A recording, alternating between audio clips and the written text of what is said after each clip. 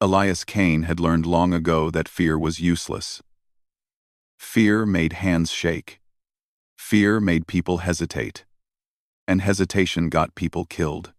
That lesson had been carved into him from childhood, from the moment the Terran Union decided he was better suited to becoming a weapon than a citizen. Now, as his ship drifted silently at the edge of Dravari space, Elias felt something far more dangerous than fear: doubt.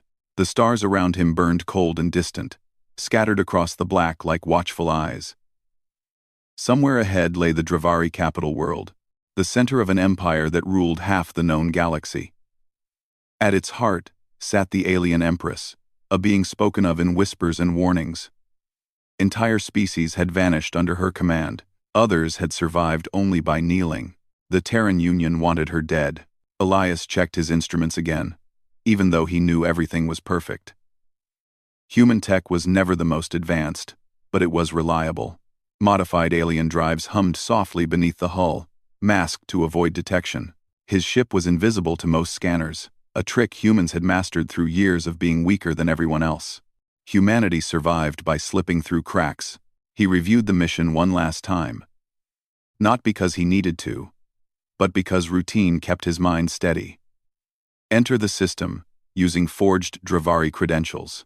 Land on the capital world as a low-ranking security attaché. Blend in. Observe. Wait for an opening. Kill the Empress. No extraction plan existed. The Union had been honest about that much. Elias was not expected to return. He did not resent them for it. He had been raised for this purpose. A blade did not ask why it was swung. As his ship crossed into Dravari-controlled space, Elias prepared himself for the mental shift he had practiced for years. He was no longer Elias Kane, human operative. He was Keshvar, auxiliary guard, loyal subject of the Dominion. His posture changed, his breathing slowed, his thoughts narrowed. The Dravari capital world emerged from hyperspace like a jewel wrapped in steel. Vast orbital platforms surrounded the planet, each bristling with weapons powerful enough to shatter moons. Traffic moved in perfect patterns, ships gliding along invisible lanes with mechanical precision. Order, Elias thought. He had expected something darker. Cruelty. Chaos. Fear. Instead, everything looked controlled. Efficient. His forged credentials passed inspection without incident. Dravari security drones scanned his ship, his body, even his neural patterns. Elias allowed just enough truth to surface to make the lie convincing. He was trained for this. Humans were excellent liars. Not because they enjoyed deception, but because they had learned early that honesty often got them killed. Once planetside, Elias joined a stream of guards and officials moving toward the inner city. The architecture stunned him. Towering structures curved gracefully toward the sky, grown Ratterison-like rather than built. Streets were clean. Citizens walked openly, unshackled, unafraid. This is wrong, a quiet part of his mind whispered. The Dravari he passed did not flinch at the sight of guards. They did not avert their eyes. Children laughed. Merchants argued over prices. Life went on. Elias suppressed the thought. Appearances meant nothing. Tyranny did not always wear chains. Days passed. He performed his duties flawlessly, standing watch, memorizing patrol routes, mapping internal security layers. The palace at the city's center was a fortress disguised as art. No blind spots, no unguarded corridors. Every defense overlapped another. And yet, Elias noticed something unsettling. The Empress rarely hid. She moved openly through the palace, surrounded by fewer guards than logic demanded. When she addressed her people, she stood exposed, her presence alone enough to still thousands. Elias saw her only from a distance at first. A tall figure with skin like polished obsidian, and eyes that glowed faintly with inner light. Power radiated from her, but not madness. She did not scream. She did not threaten. She spoke calmly, with certainty, as if the universe itself had already agreed with her. That made her far more terrifying. Elias waited for the moment his handlers had promised would come. The gap, the mistake, the instant when perfection faltered. It never did. So he created his own opportunity. During a scheduled private audience with foreign envoys, Elias volunteered for inner chamber security rotation, a position rarely granted to one of his apparent rank. His superiors approved without hesitation. Loyalty was assumed in the Dominion. That assumption would be their end.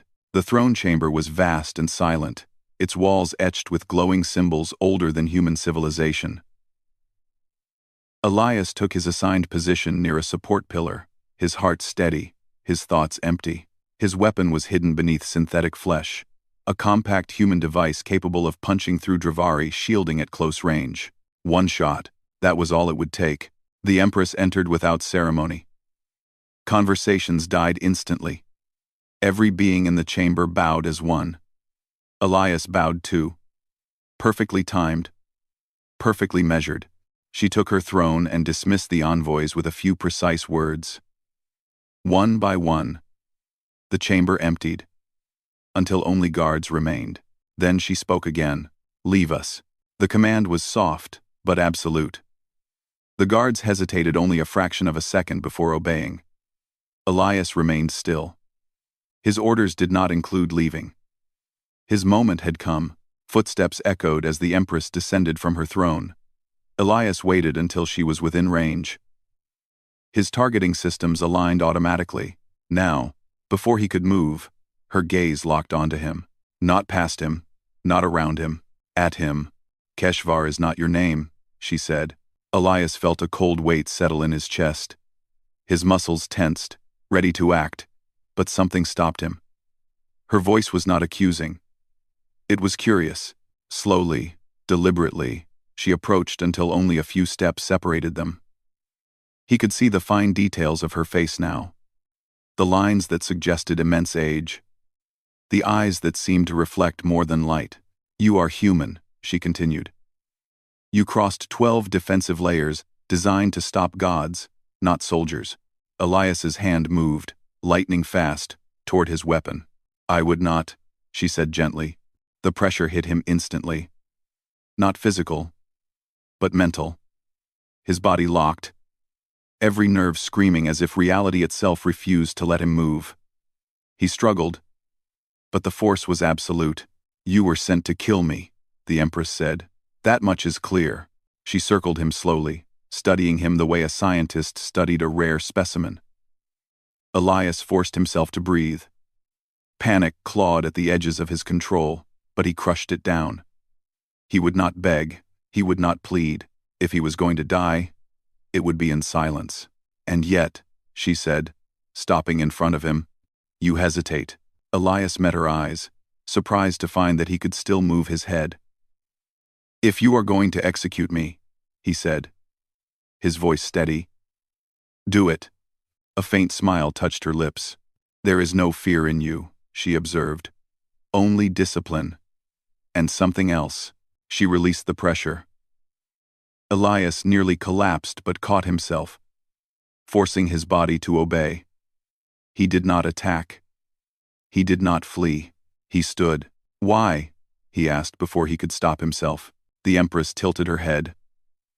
That is the question. Isn't it? She turned away, walking back toward the throne, leaving her back exposed. Every instinct Elias had screamed at him to act. His weapon was ready.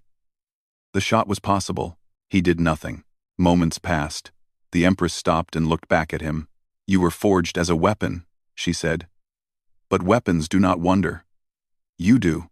Alarms suddenly flared throughout the palace, distant but unmistakable. Elias stiffened, his training snapping back into focus. The Empress did not react with surprise. It seems, she said calmly, that forces beyond this room have made their move. She faced Elias fully now. Tell me, human, she said, her glowing eyes searching his face. When the moment comes, will you follow the purpose given to you, or the choice you make yourself? Elias did not have an answer, not yet, and for the first time in his life, that terrified him more than any mission ever had.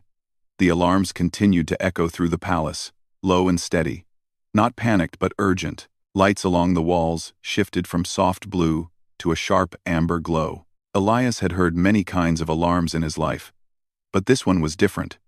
It was controlled, prepared. The Empress turned toward the ceiling, as if listening to something no one else could hear. "They are early," she said calmly. "Impatient minds always are." Elias straightened. Training pushed doubt aside. A threat was a threat, no matter where he stood. "Who?" he asked. "Those who believe power should belong to bloodlines, not responsibility," she replied. "They call themselves the True Dominion." Elias had never heard the name. That alone was unsettling. The Terran Union's intelligence network was vast, yet clearly incomplete. The Empress looked back at him. "You should be dead already," she said. "Yet you stand here, armed, unrestrained." Elias did not deny it. "Then why am I not?" "Because the future fractures when humans act," she answered. "And fractures are useful." The chamber doors burst open. Dravari guards rushed in, weapons raised. Elias shifted instinctively, positioning himself slightly between them and the Empress before he realized what he was doing. The guards froze. Their eyes flicked between Elias and their ruler. No one fired. "He is with me," the Empress said. That single sentence carried enough authority to override every instinct they had. The guards lowered their weapons and formed a defensive perimeter around the chamber. Elias felt something tighten in his chest. He had not planned this. Protecting the target was never part of the mission, yet his body had moved without hesitation. The Empress noticed. "You chose," she said quietly. "I reacted," Elias replied.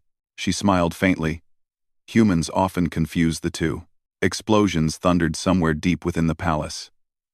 The floor trembled. This was no small disturbance. This was an attack. "Walk with me," the Empress said, already moving toward a side corridor. "If you intend to survive, you will need context."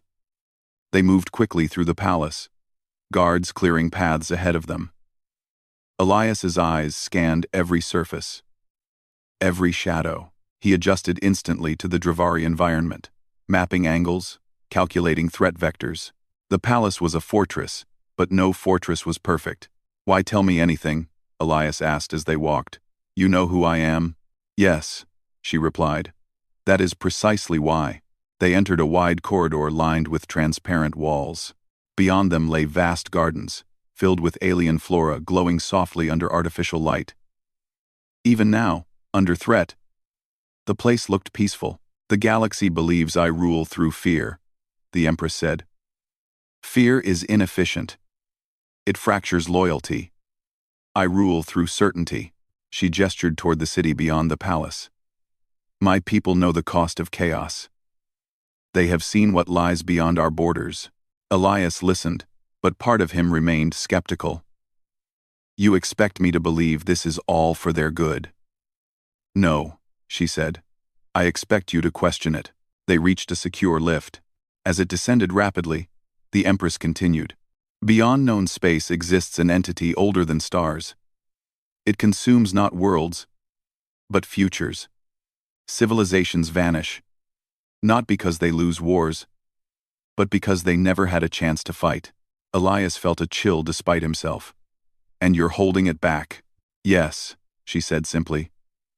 "With unity, with control, with choices many would call cruel, but which prevent extinction." The lift doors opened into a command chamber alive with activity. Tactical displays hovered in the air, showing enemy movements inside the palace itself. Dravari soldiers were fighting Dravari soldiers. A civil war. "These rebels believe my rule is unnecessary," the Empress said. "They think they can seize power and still survive what is coming." Elias studied the displays. The attackers moved in rigid formations, precise and predictable. "They're good," he said. "They are perfect," the Empress corrected. "And that is their weakness." A sudden explosion rocked the chamber. One of the entrances collapsed inward. Rebel forces poured through, weapons blazing. Guards engaged immediately. Elias did not wait for orders. He moved. Human reflexes were not faster than Dravari reflexes, but they were messier. He slid behind cover, grabbed a fallen weapon, and modified its power output in seconds. When he fired, the shot overloaded enemy shields instead of piercing them, causing chain reactions that dropped entire squads. Dravari guards stared for a split second before following his lead. The rebels adjusted too slowly. When the last attacker fell, smoke hung thick in the air. Elias stood breathing hard, hands steady. He realized only afterward that he had placed himself directly in front of the Empress again. She watched him closely. "You fight without foresight," she said. "I fight with what's in front of me," Elias replied. "Yes," she said softly.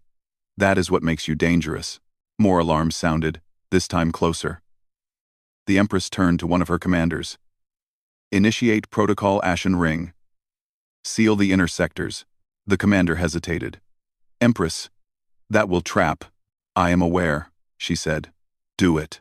As orders went out, Elias frowned. "You're sacrificing parts of your own palace." "I am sacrificing space," she replied. "Lives can move. Time cannot." They retreated deeper into the complex. The sounds of battle echoed behind them, but the pressure eased as security layers locked down. Finally, they reached a smaller chamber, quiet and heavily shielded. The doors sealed behind them. For the first time since the alarms began, there was silence. The Empress turned to Elias. "Your people sent you blind," she said. "They did not know what I truly am, or what I guard." Elias clenched his jaw. "They wanted a threat removed." "Yes," she said. "And in doing so, they revealed something remarkable." She stepped closer, her presence calm but intense. "You were trained to kill me. You had the opportunity. Instead, you defended me. Not because you believed in me, but because your instincts chose protection over obedience." Elias did not deny it. "If what you say is true," he said, "then the Union made a mistake." "They did," she agreed, "but not an unforgivable one." She extended a hand, palm open. "I offer you a choice, Elias Kane." Hearing his real name from her lips sent a shiver through him. "Return to your people," she continued, "and tell them what you have seen. Or remain here, not as a prisoner, not as a weapon, but as something new." "What?" Elias asked.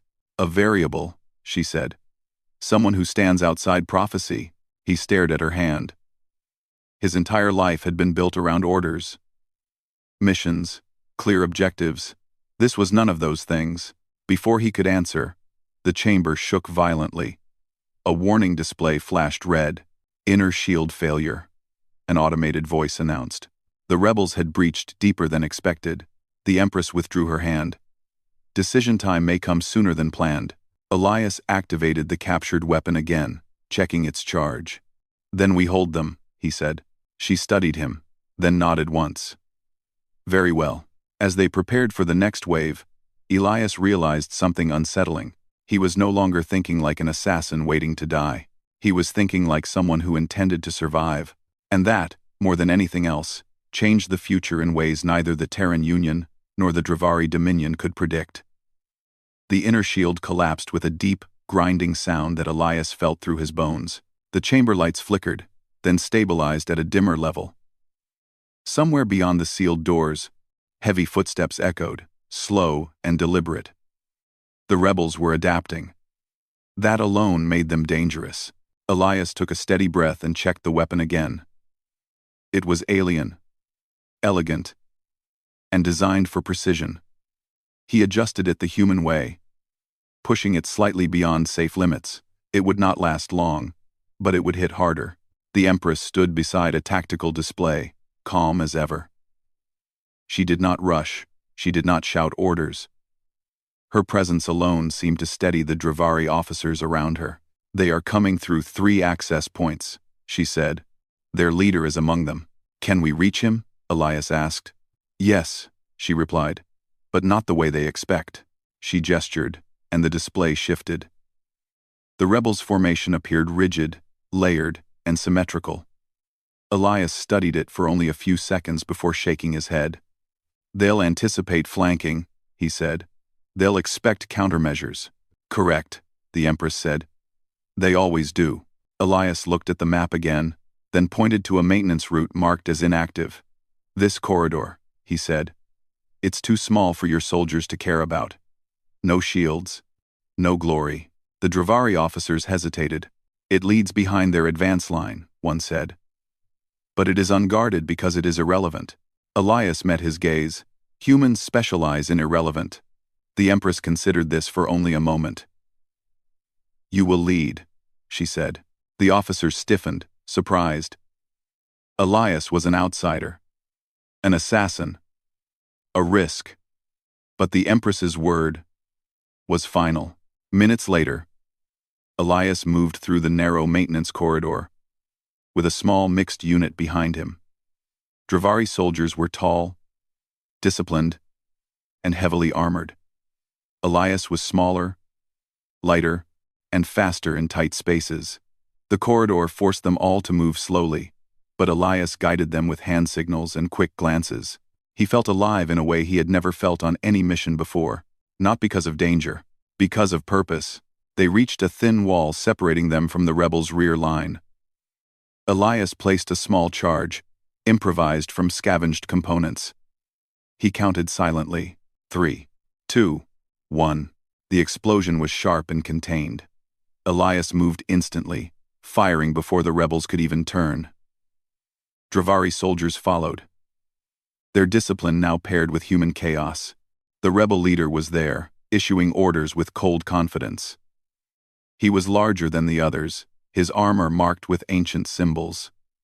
He turned, just as Elias's weapon discharged. The leader fell. The effect was immediate. Rebel formations faltered. Perfect timing collapsed into confusion.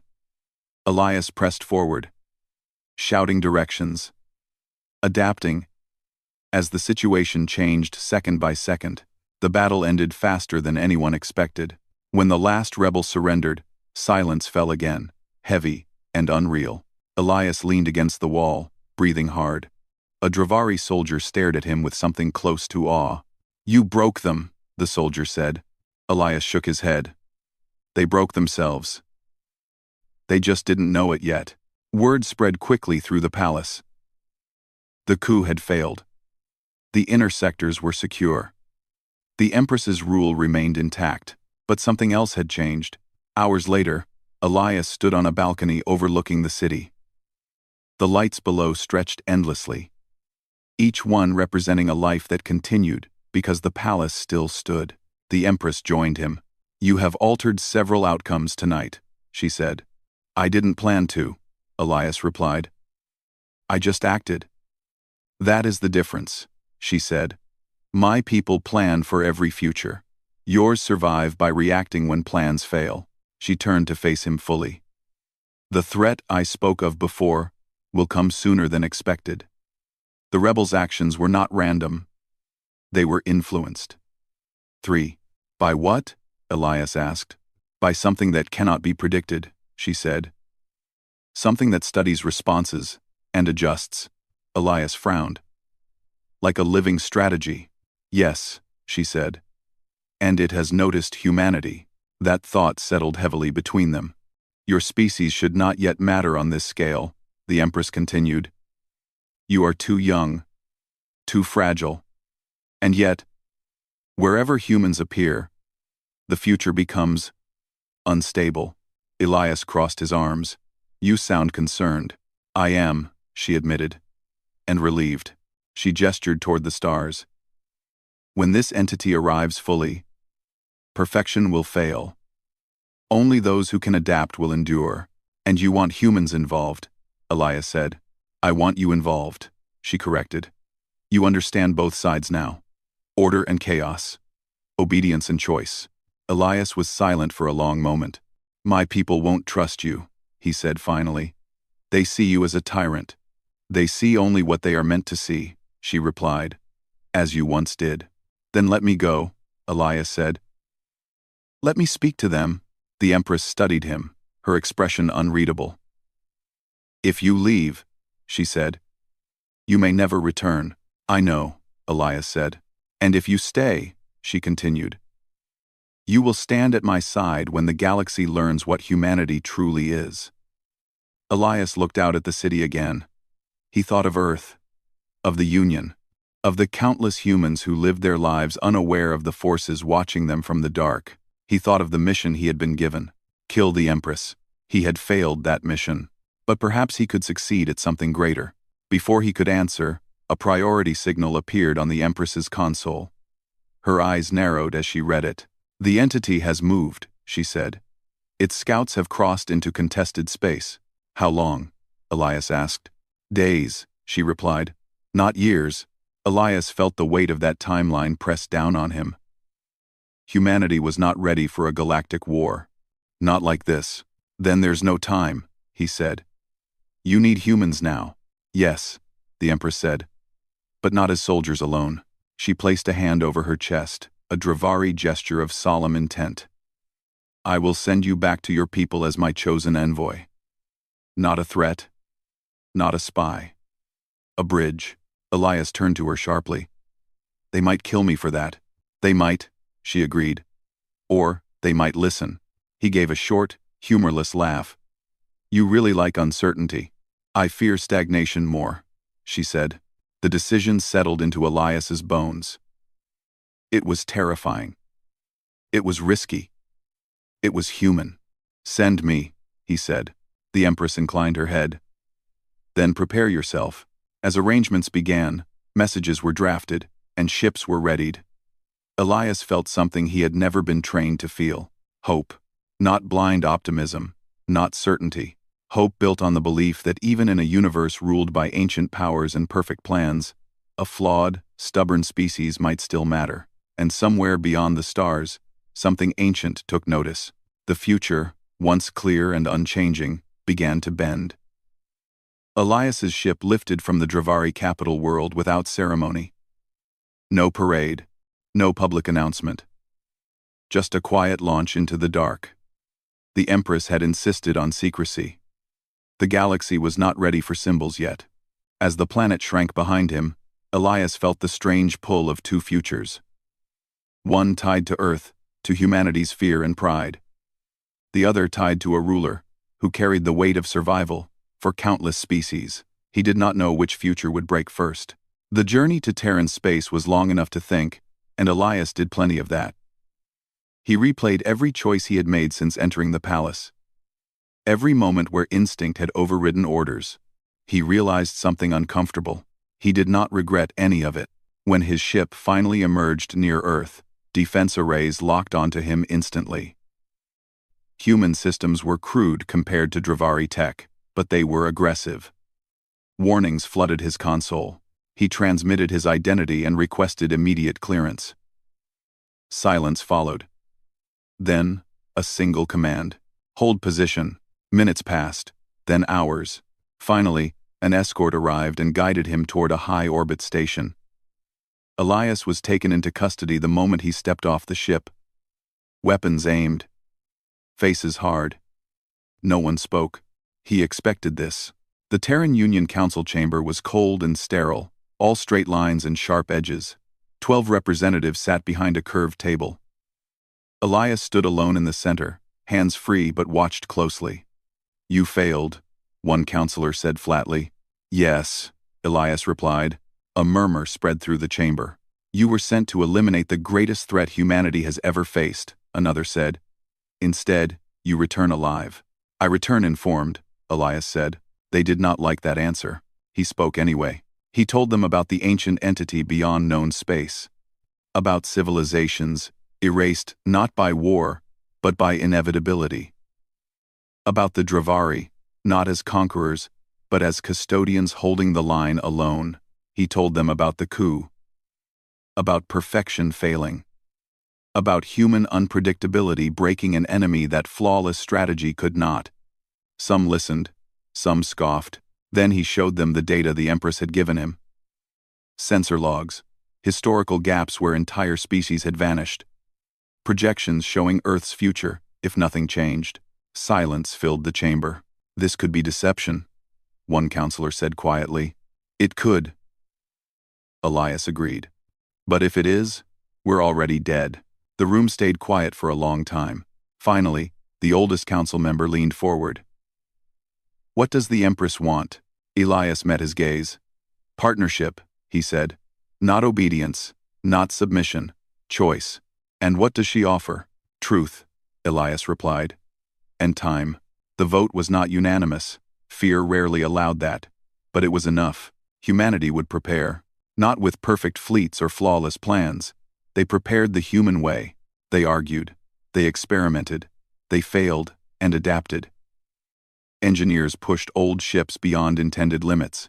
Commanders trained crews to think independently, to break formation, to improvise under pressure. Dravari observers watched in quiet disbelief as humans rewrote strategies mid-exercise, ignored simulations, and treated chaos like a tool. Elias served as the bridge between the two powers.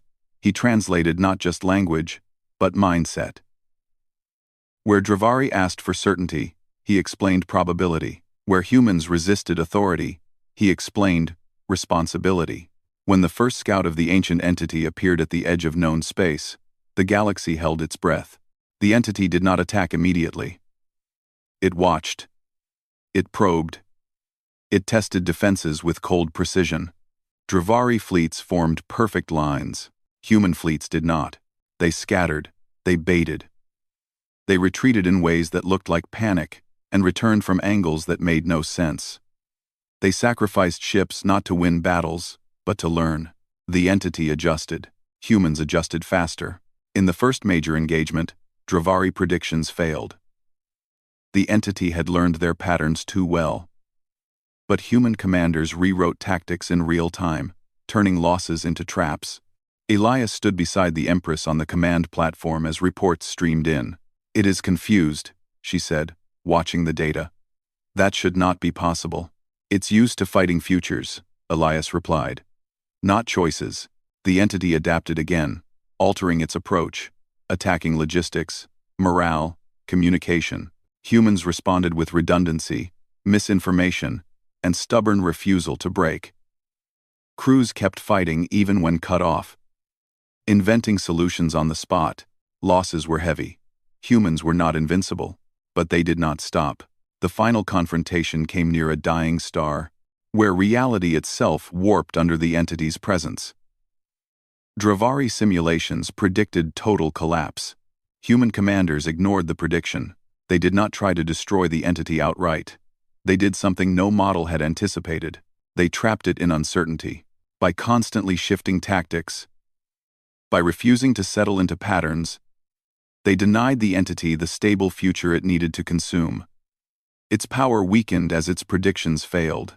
The Empress watched in awe as human ships made impossible maneuvers, as crews held positions long after logic said retreat. "They should be afraid," she said. "They are," Elias replied.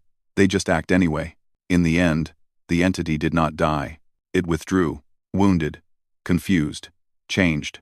The galaxy survived. In the aftermath, silence spread through the stars. Worlds that had lived in fear for generations dared to hope. The Dravari dominion transformed. Absolute rule gave way to shared responsibility. Councils formed. Voices once silent were heard. Humanity's place in the galaxy was no longer questioned. Elias stood once more before the Empress. This time not as an assassin, not even as an envoy, but as a partner. "You were meant to kill me," she said. "I know," Elias replied. "And instead," she continued, "you changed everything." He shook his head. "I didn't. Humans did." She studied him, then nodded. "Yes. That is what frightens me." Elias smiled faintly. "That's fair."